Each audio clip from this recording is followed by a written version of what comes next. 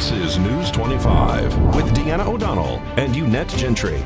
News 25, local news you can count on. News is brought to you by J.K. Nelson Law. Give them a call, 727-9900. Today's news is also brought to you by Gunny's Air Conditioning and Heating. New service and repair. Call Gunny's 775-727-6800. Welcome to News 25 on KPVM TV at Ace Country Radio. I'm Deanna O'Donnell. And I'm Unette Gentry. It is April 4th.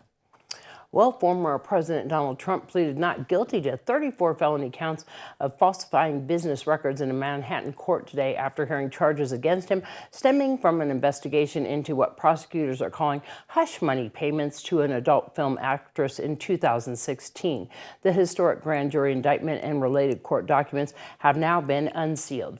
Prosecutors allege the former president sought to undermine the integrity of the 2016 election and was part of an unlawful plan to suppress negative information. Trump denies all wrongdoing, and his lawyers have said that they'll fight to get the charges dropped. The former president, who has vowed to continue his 2024 bid for president, is headed back to Florida, and he's expected to speak tonight from Mar-a-Lago.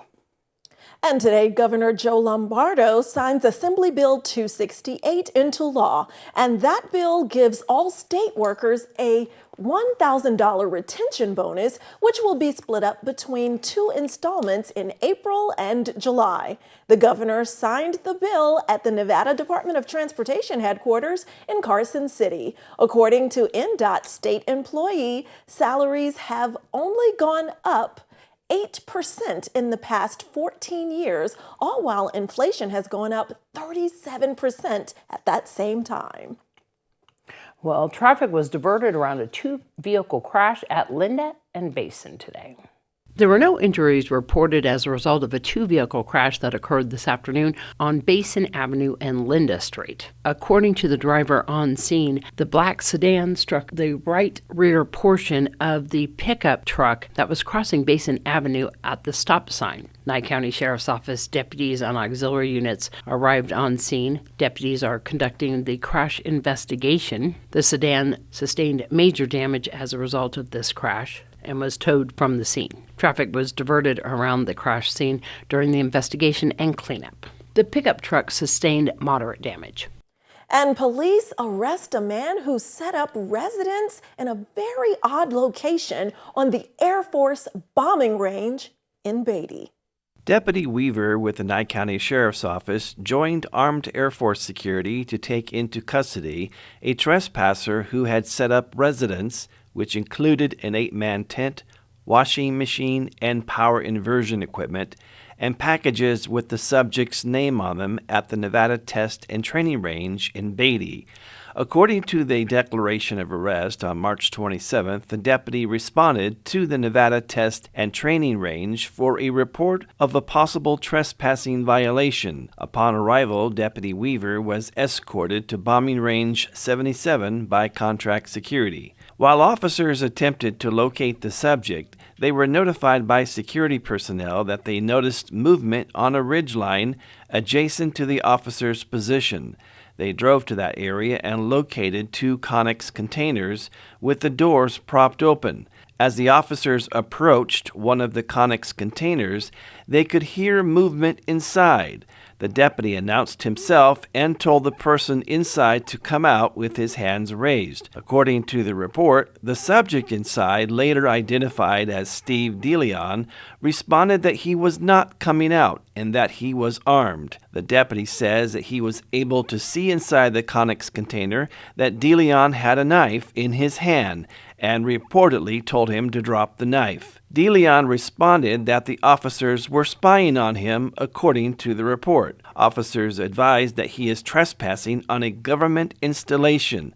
Following the standoff, which included armed personnel from the Nevada Test and Training Range and the Nye County Sheriff's Office, Steve DeLeon dropped his weapon and was taken into custody. The suspect had allegedly cut 2 padlocks off 2 Conex containers and also cut a lock and chain off an empty control gate to the bombing range 77, which is a restricted access government property in possession of the United States Air Force. And there are multiple trespass warning signs throughout the property. Inside one of the Connex containers, officers observed a fully functional living area that had been constructed by DeLeon. Also inside were 2 sets of bolt cutters and 1 pry bar. Steve DeLeon is facing charges of an assault on a protected person with a deadly weapon, possession of burglary tools, interfering with the public officers by threat, force, and violence, and trespassing and burglary of a structure. I have so many questions. Me too. How long was he living there? Exactly. And what about food? I know. I have so many more questions about that story. Yes. All right. We're going to have some more stories right after this break. You're watching News 25, the most recognized and farthest reaching local news in Nye County. News 25, local news you can count on. Welcome back to News 25. Well, the Board of County Commissioners continues an item that would allow Google to upload Nye County Geographic Information System, or GIS, data to Google for potential use of updating Nye County address points and information. The Board of County Commissioners decided to continue an item to consider accepting Google's terms of service so Nye County can share its GIS data for map updating purposes. With providing our GIS data to Google, accepting their terms of use and terms of service, basically we're relinquishing all power and rights and authority of the data for Google to use however they see fit, if they even want to use it. We may provide it to them, and they may not want to use it. They may incorporate some parts and not others. It's completely up to them how they want to use it. And also, not only for updating address points and mapping for the county, but how they want to then distribute it to other mapping services. They could sell it, and we would not benefit from those sales. And if there are any questions or issues, irregularities, Google basically washes their hands of that. We sometimes do too. There's the clause in our agreements that say things may not be accurate or may not be up to date, which is standard for most data sharing services. But basically we want to get the board's approval to hand over the data and let Google use it however they see fit, if they see fit. Obviously, yes, this is common with Google. Yes. And it's not just what happened to the county, it happens to every business that they turn information to. That's, believe it or not, they make a lot of money on people providing them data. Because then they have advertising, they have all kinds of things they can use, tracking data. It's really iffy. The problem we have here is we have people that need this information in the system, so mail can make it to their area, as well as the fire department, exactly. That's the only reason. But the problem is we have no guarantee it's ever going to get used. Okay, I have a motion and a second on the floor. There's no further discussion, and this is to continue number 32. In the continuing of that, we need to sit down and talk about the data systems that we use and so on and so forth, and see if there's anything we need to do. Thank you. Yes, thank you, Commissioners. I'd like to call for the vote at this time. Aye. Carboni, aye. Aye. Continuation passes 5-0. Well, the Prump Youth Softball Association kicked off their season last weekend. News 25 spoke to Coach Lacey Cruz at the home run event at Petrick Park.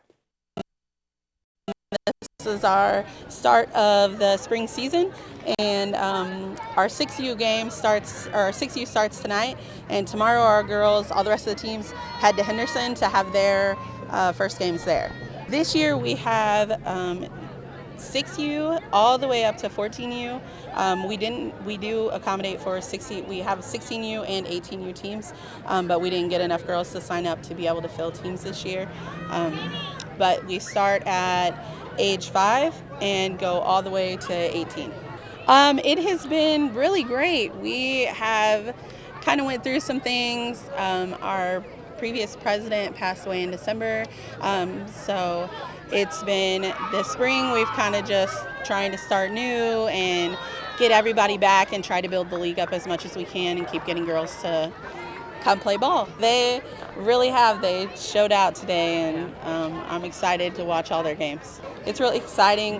We're trying to already start planning for fall opening day so that we can potentially get more things and hopefully have more teams and more girls and more people show up. We had a pretty good turnout today. So we have 12 games total for the season. For each team plays 12 games, and there are at least 6 games for each team at home. So all of our teams, except for 6U doesn't travel to Henderson. So 6U has games every Wednesday here at Petrec, and then either on Saturday or Sunday. All the rest of the teams, their games are on Saturdays. Tomorrow they all go to Henderson. Next Saturday, and majority of the Saturdays through April, they'll be here at Petrec. So we'll have a steady flow of games on the fields almost every Saturday until the end of the season. We are always looking for more adults to come out and help. Right now, a lot of our coaches are also our board members. So anybody who wants to come out and help shape some girls for the love of the game, that would be fantastic. Sponsors as well. We're a nonprofit, so any and everything helps. Support the kids, get new equipment or whatever they need. Would be welcome. Yeah. We will have registrations open. I think we're going to open them probably in July. We send flyers out to the local schools. We have a website. We also have a Facebook page. It's Pahrump Youth Softball Association, and they can find all the information there. Other than flyers, we're working on getting banners to kind of put around town so that people can see that we're here and we're ready for your kids to come play if they want to play.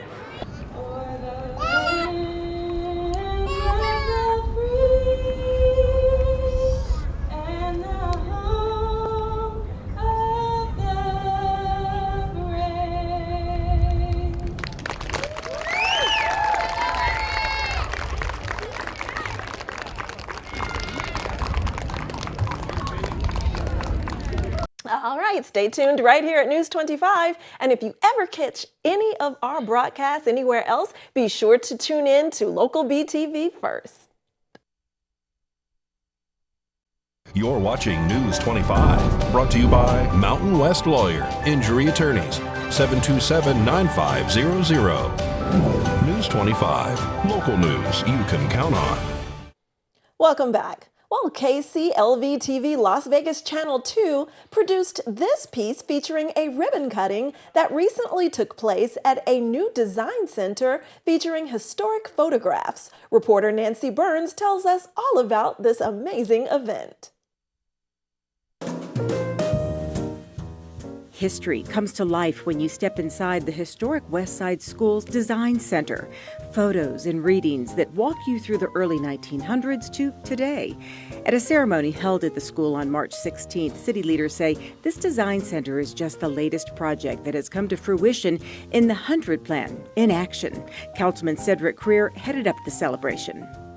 It was some very special features, including a history wall, pews from the Greater New Jerusalem Church, a mural designed by Lee Lanier, and a photo wall featuring some of our community members. 100 years ago, this historic complex served as a school in our community.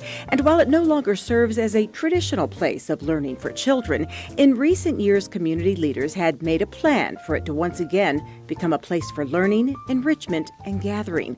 And they're making it happen. This 100 Plan is awesome. And when our wonderful councilman, Ward 5, said these things are going to happen, they are happening. And it's because it's results, as he suggested. We are results oriented. We're not about more meetings and more binders and more talk. We're about getting it done.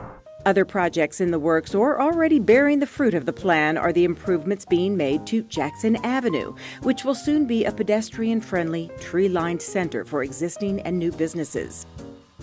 The Urban Farm at James Gay Park, which will soon bring fresh fruit and vegetables to the heart of the historic West Side community. A new education training center focusing on teaching entry-level skills in construction, manufacturing, and healthcare. Congressman Stephen Horsford says all those projects should be a source of pride for those who call this community home.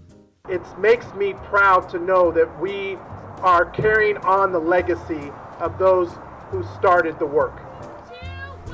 All right. With the ribbon now cut and the design center open, many who made this possible had the chance to get a first-hand look at this room filled with history and hope. Well, with the change of the season, many of us are starting to think about spring cleaning. Not only can a little tidying up make our environment look better, it can also benefit our mental health. Spring cleaning can be beneficial for a number of different reasons. In general, cleaning can restore a sense of control. So when things are feeling out of control, people often like to take control in ways that they can, like taking control of their environment. It can also be beneficial because a lot of people find clutter distracting. So engaging in some spring cleaning can help you kind of refocus on your other goals. Dr. Dawn Potter is a psychologist with Cleveland Clinic. She says the spring sunshine tends to give us a boost of energy, making a great time to tackle some cleaning or other projects we put off in the winter. Checking off items on our to-do list can provide a sense of accomplishment and mark a fresh start to complement the season change. To get started, Dr. Potter recommends writing down some tasks and coming up with a reasonable timeline to complete them. She says people should work at a comfortable pace and not be afraid to ask someone else for help if needed. If you decide to take on the lofty task of spring cleaning, make sure it's because you want to. When you're taking this on, do it for you. Don't necessarily do it to meet other people's expectations. So if you're feeling stressed or overwhelmed about it, ask yourself, is this what I want to do? Is this the right time for me to do it? So I think spring is a great time, but if it's not the right time for you, don't feel pressure. Just do what you want to the level that you feel good about. And Dr. Potter says that people should seek professional help if they feel depression, anxiety, or another mental health disorder is stopping them from doing everyday tasks like cleaning. News 25 WeatherCam is brought to you by Lerner and Rowe Injury Attorney's Office in Pahrump. In a wreck, need a check? Call 702-877-1500. Ellie, I know that Mikey was out there over the weekend, so I think that's what we're looking at. All right, those temperatures and these temperatures are creeping into the warmer spring territory. We'll take a closer look at our forecast after the break. News 25 weather is brought to you by Dairy Council of Nevada. The splash of cream in your coffee, the dollop of sour cream on your burrito, the melted toasty cheese on your pizza. Undeniably delicious, undeniably dairy. Enjoy what's real. Hi, good evening, Nevada. It's John Kohler from the KPVM Channel 25 Weather Studios and worldwide on that local BTV app, the app you should get on your phone. It's a great app, entertainment, and it's free. Lots of fun. Fernley, 43 degrees, 42 out there in Fallon. Carson City checking in at 41. Cool spot, Tonopah, 34 degrees. That's a few days running. I think you need to get the memo. Spring's just about over and we're on to summertime weather soon. Goldfield saw 37, 50 out there in Beatty, 56 in Amargosa makes you the hot spot. Little tepid for what's coming. Oh boy, Las Vegas hit 53. Death Valley all the way up to 67. You're a little bit cooler than yesterday. What's going on in Death Valley? Somebody leave the fridge door open? Back here in the paradise of Pahrump, let's take a look at our current temperature. 52 degrees. It was 54 just a little bit earlier. We've still got a wind advisory going. Some big gusts. It'll be dying out this evening. Sun rose this morning in all its glory, hope, and promise at 6:26 a.m. Setting this evening at 7:08 under clear skies. Beautiful star watching tonight. If you can stand that wind coming at you out of the north-northeast at 12 miles per hour. There'll be a few more gusts along the way, but humidity at 28%. Looks like clear days tomorrow. Clear days Friday. Clear days. Look at the temperature creeping up. 30 degrees trending over the next 4 or 5 days. We end up at 85 degrees on Monday under sunny skies. Get a little bit of cloud cover and a little bit of cooling on Tuesday, but comfortably ensconced next week into the 80s, and I think we are seeing these 50s and 60s going away. Nice, just in time. Good weekend ahead. Make your plans. Back to the desk. Here's Deanna. All right. I just want to make sure I don't get in trouble with my Shoshone crew out there. Just so you guys know, the picture for our weather cam. Yes. Gateway of Death Valley in Shoshone. The picture is taken actually there. Yes. I just wanted to clarify that because everybody in Shoshone will come after me and tell me, I know that that's in Shoshone. That picture is taken in Shoshone. Gateway of Death Valley, just so you guys know. All right, so there you go. And we want to remind everybody that there is going to be, of course, all the Easter events this weekend. Yes. We will bring you all the latest on all of those happening. And of course, bring you all the details of those on tomorrow night's broadcast. And of course, we post them on our KPVM Facebook page as well, so that you guys will have all the updates on what's happening on those. And that's going to wrap up this edition of News 25. I'm Deanna O'Donnell. And I'm Unette Gentry. And from all of us here at KPVM and Ace Country Radio, we'll see you next newscast. Good night. Good night.